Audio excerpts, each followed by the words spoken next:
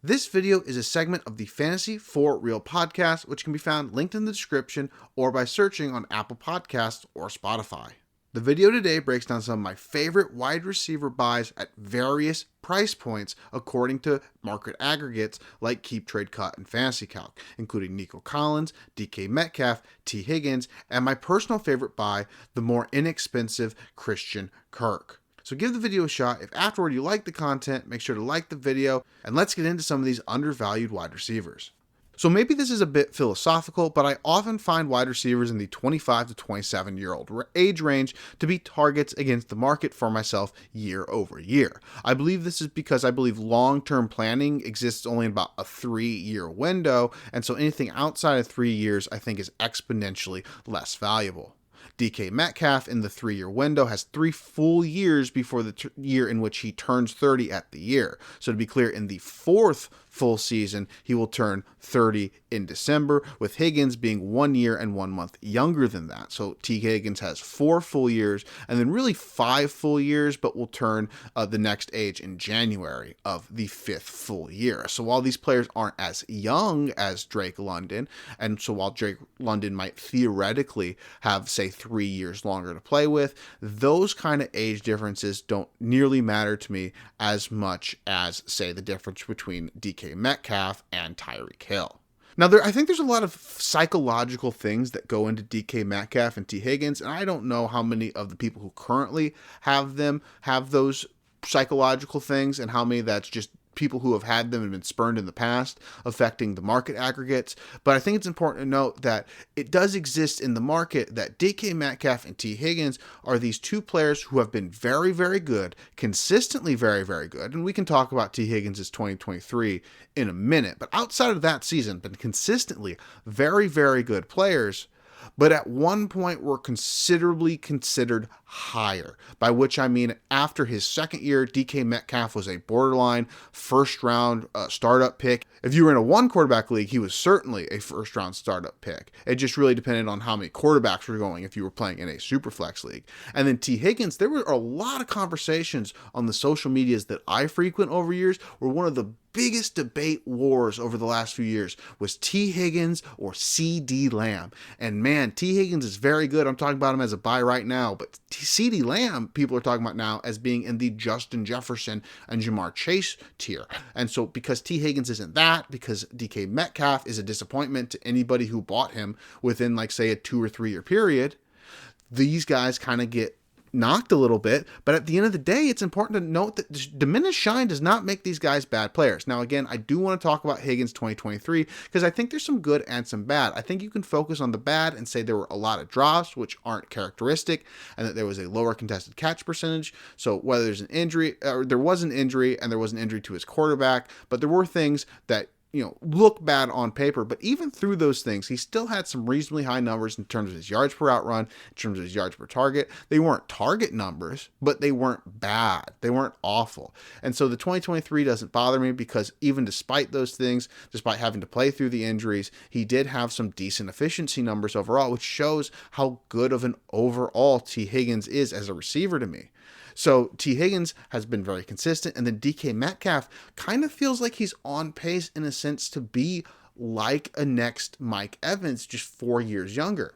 Now, DK Metcalf doesn't have a chance to do the 1,000-yard thing, but you could also argue that the 1,000-yard thing is fairly arbitrary. I'm not trying to knock it too much, but like the difference between 999 yards and 1,000, that single yard is not really that much more valuable than any other yard. And I guess the real point being that DK Metcalf has 900 and 967 yards in his 2 quote-unquote down seasons, so he's pretty consistently in the same metronomic level that Mike Evans was at certain points of his career. And the whole point in that comparison is that Mike Evans was consistently ranked or undervalued at certain points of his career, just because if he had one of his more down or more uninspiring years, it just kind of felt like we got bored with him. Because at the end of the day, DK Metcalf, the last 2 years per 17 games, is at 80 receptions, 1,114 yards, and 7.2 touchdowns. Now, it is worth pointing out that both of these players do have kind of murky quarterback futures. Obviously, I'm not talking about Joe Burrow,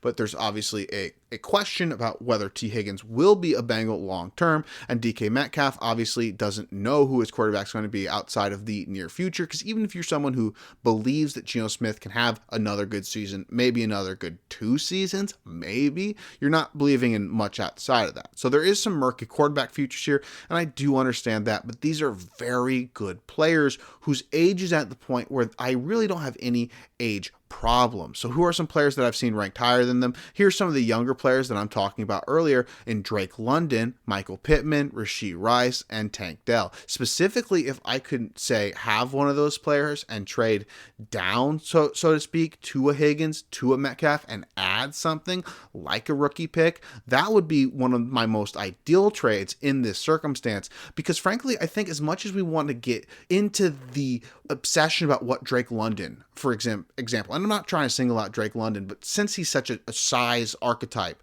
and these guys are such size archetypes, I think there's a natural conversation to be had here. And I think everyone's really excited right now for what Drake London can be because of, the change in offensive philosophy, the idea that the quarterback position can't possibly be worse, and even if it is, it's probably not going to be that much worse for that long. It can't be that sustainably bad for that long, at least you hope. No offense, Falcons fans, but I think the Falcons fans are mostly agreeing with me in how bad the quarterback play has been recently.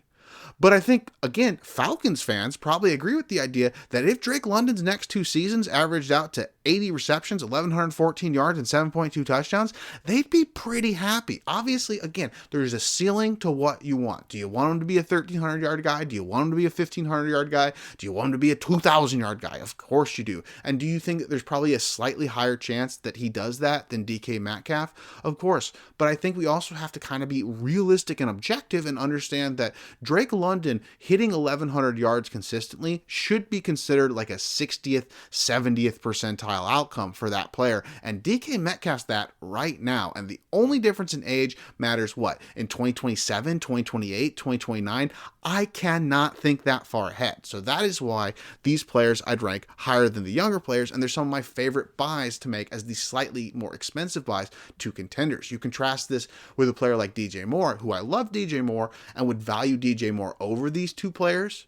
But DJ Moore, Higgins, Metcalf, they all came into last year at a fairly similar place. And while I understand why Moore is being valued more highly, production in a single season is not always as sticky as we make it out to be, specifically at the wide receiver position. And it really feels like if you're thinking about buying one of these 3, there's no way you should be considering DJ Moore compared to Metcalf and Higgins. I think these guys should be grouped closer together. The first 4 players, the younger players I listed, those are players I would outright take Higgins and Metcalf over in a startup draft. DJ Moore I would take over Higgins and Metcalf in a startup draft, but they are much closer in tier to me, and say maybe I might trade down from a DJ Moore pick around in a startup draft, pick something up later, and then get a DK Metcalf or a T. Higgins.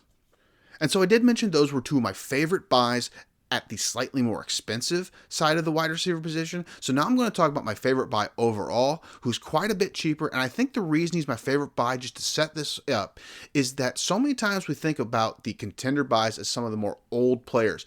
But if you can get a contender buy who's closer to 26, 27, like I was talking about earlier in the show, who isn't as much of an all-in play, I really like those contender buys. And a 27-year-old contender buy who's ranked wide receiver 36 on the aggregates before you include rookies, which will bump him outside of the top of the wide receiver 3 range on aggregates most likely, is Christian Kirk, the wide receiver from the Jacksonville Jaguars. Now, just like DK Metcalf is 1 year and 1 month older than Higgins, Christian Kirk is 1 year and 1 month older than DK Metcalf. So he is, again, progressively getting older on this scale. He really only has the 2 full years before the 30-year-old age range. But again, the price range is very much different. And that's going to be the key to almost everything I say, right? There's going to be a lot of things where it's like, okay, well, is that perfect? Is that the perfect way to do the analysis? Is that the perfect way to project what Christian Kirk might be moving forward? Maybe, maybe not. But the theory of it all definitely spells out a player who should be valued at a much higher range than, say, wide receiver 40, 45, when we're projecting how much hype some of these rookie wide receivers are going to get when they get drafted. So this one will be fairly simple. Is it a little bit cherry picking? As I just mentioned, yes, it is. And I'll talk about it in a bit, but his first game and his last game of the season were by far his worst game. Now, I think even if you project out his stats based on the 12 games he played, you get some fairly good numbers that people don't really expect. But if you take out the 12th game where he only played one snap because he got one catch and got injured, and that one's a fairly objective and easy one to argue about taking out, and then you take out the first game, which he did play the second lowest number of snaps that he played all season. Now, it was 23, and I think the subjective argument is that maybe with it being Calvin Ridley's first game, they were trying to focus on Calvin Ridley a bit more than they would do in a normal game script situation. That's just subjective.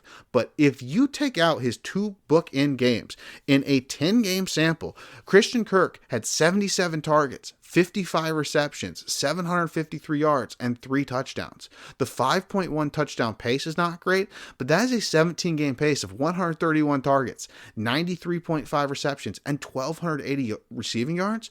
And as much as that might sound outlandish because of how we're valuing Christian Kirk right now, he had 1,200 yards in 2022. So it's not that far off of what he was doing before. So is it slightly bad process, or might some people claim that it's bad process to take out these 2 worst games or these 2 bookend games? Probably, but it's also that I'm not trying to argue.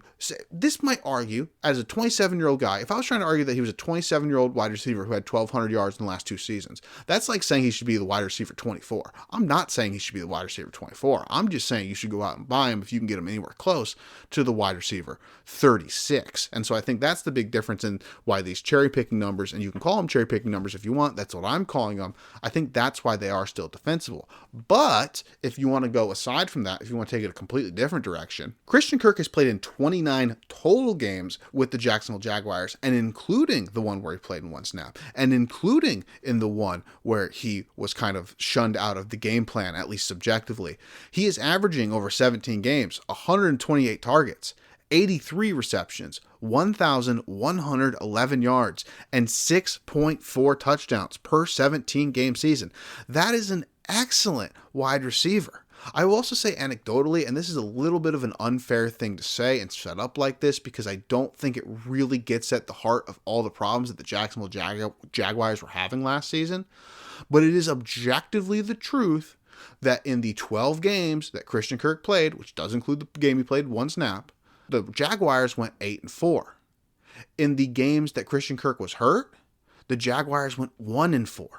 Now again, and they only beat the Carolina Panthers. Now again, I don't think that's necessarily indicative of anything, but the point is that it at least kind of helps to give the narrative that this might not be a football player that we should just ignore. And kind of in the similar way that shine and losing shine, I think, is what makes DK Metcalf and T. Higgins values.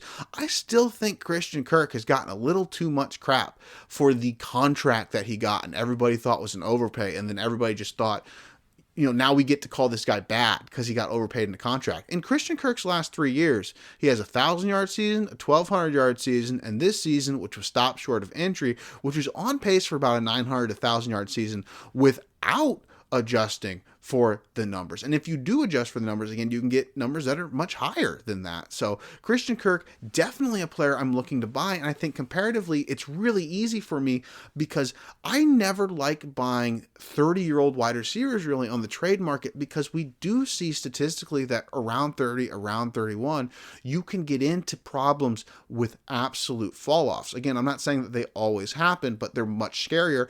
And there's also situations where, like, say a player gets injured, you're far less likely to be able to recoup value or have that value rebound or have that player be just the same guy the next year around if they're getting injured at 30, 31. So there's significant risks here. So there's all-in players like Keenan Allen, like Amari Cooper, like Cooper Kupp, like Mike Evans, like Devontae Adams, where when you hear those names, you think, buy now for my contender. And I really understand where that comes from. But Christian Kirk is a guy who, by standard deviations, might not be that much worse than those guys if he actually is an 1106 guy, which I think is actually a fairly fair projection for Christian Kirk. If you can get an 1106 guy who doesn't have nearly as many of the red flags because he's not 30 years old yet, and he actually has a couple years before he gets 30 years old, or the potential red flags, you might say, I think that makes him a far better buy for any contender that's not all in. If you're some kind of weird build where you already have Devontae Adams, you already have Keenan Allen, you already have Travis Kelce, your quarterbacks are like Aaron Rodgers and someone else, I don't know. But if you're that kind of build, I can understand not agreeing with this logic. But most contenders should not be all in. They should just be guys with young players and old players who are trying to win titles. And in that situation, one of my favorite depth players, or whatever you want to call him, to add to a team right now at value is Christian Kirk.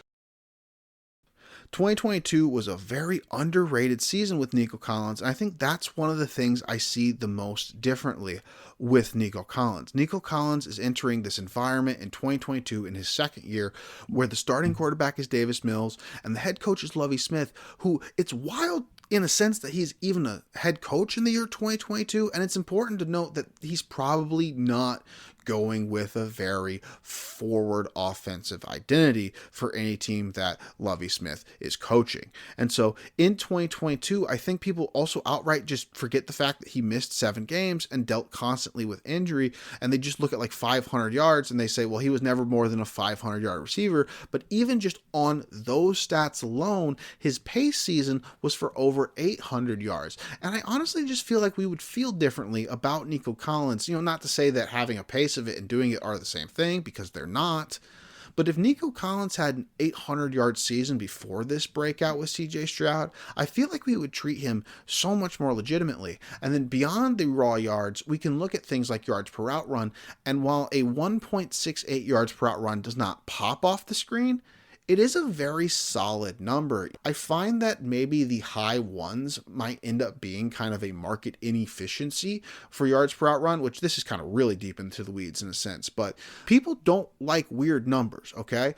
And what I mean by that is when you can say, anything above 2 is great, people are just going to say, all right, great, now I know that. When you get to 2, you're great. But if actually 1.85 is when you get to great, people aren't going to like that. They're just going to say, no, I'll stick with 2. 2's fine.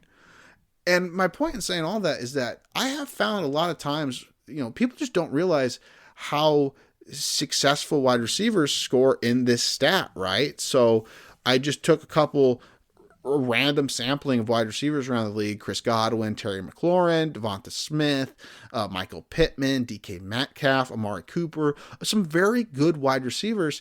And out of the 33 seasons that these players have collectively played, only 11 of them have made it over a 2 yards per out run. And a lot of those are 2 even, 205, 204, 203, 2.1. Most of these guys' careers, 187, 189, 197, 173, 173.